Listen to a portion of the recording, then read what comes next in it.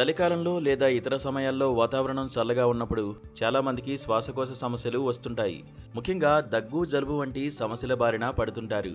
అయితే ఇవి సహజంగా వచ్చేవే. కానీ ఆస్తమా ఉన్నవారికి మాత్రం సీజన్లు మారినప్పుడు లేదా చల్లని వాతావరణం ఉన్నప్పుడు తీవ్ర ఇబ్బంది కలుగుతుంది. ఆస్తమాతో అల్లాడిపోతారు. శ్వాస తీసుకోవడం కష్టంగా ఉంటుంది.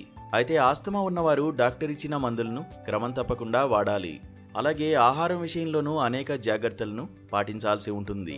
అయితే ఆస్తమా ఉన్నవారు పలు ఇంటి చిట్కాలను పాటించడం వల్ల సమస్య నుంచి ఎంతగానో ఉపశమనం లభిస్తుంది. అలాగే శ్వాసనాళాలు క్లియర్గా మారుతాయి. ఊపిరి సరిగ్గా పీల్చుకోగలుగుతారు.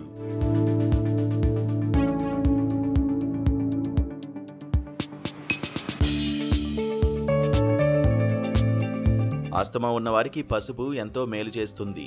పసుపులో కర్క్యూమిన్ అనే సమ్మేళనం ఉంటుంది. ఇది ఆస్తమా నుంచి ఉపశమనాన్ని అందిస్తుంది. అందుకుగాను రోజు రాత్రిపూట ఒక గ్లాస్ గోరువెచ్చని పాలలో కొద్దిగా పసుపును కలుపుకుని తాగాలి. ఇలా రోజూ చేయాలి. దీనివల్ల ఆస్తమా లక్షణాల నుంచి ఉపశమనం పొందవచ్చు.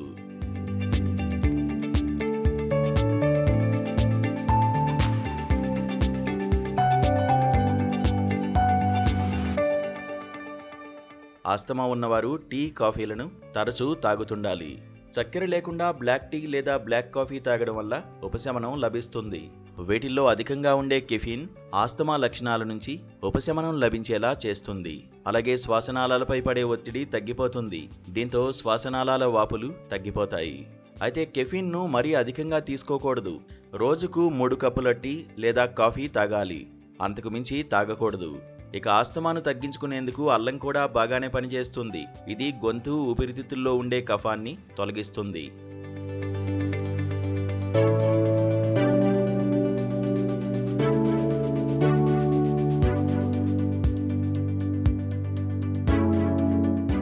యూకలిప్టస్ ఆయిల్ను వాడుతున్నా కూడా ఆస్తమా లక్షణాలను తగ్గించుకోవచ్చు.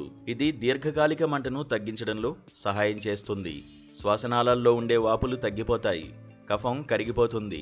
ఒక కర్చీఫ్ మీద కొద్దిగా యూకలిప్టస్ ఆయిల్ను వేసి దాన్ని నిద్రించేటప్పుడు ముక్కుకు దగ్గరగా పెట్టుకోవాలి. లేదా మరుగుతున్న నీటిలో కొద్దిగా యూకలిప్టస్ ఆయిల్ను వేసి అనంతరం వచ్చే ఆవిరిని బాగా పీల్చాలి. ఇలా చేస్తున్నా కూడా ఉపశమనం లభిస్తుంది. శ్వాసనాళాలు క్లియర్గా మారుతాయి.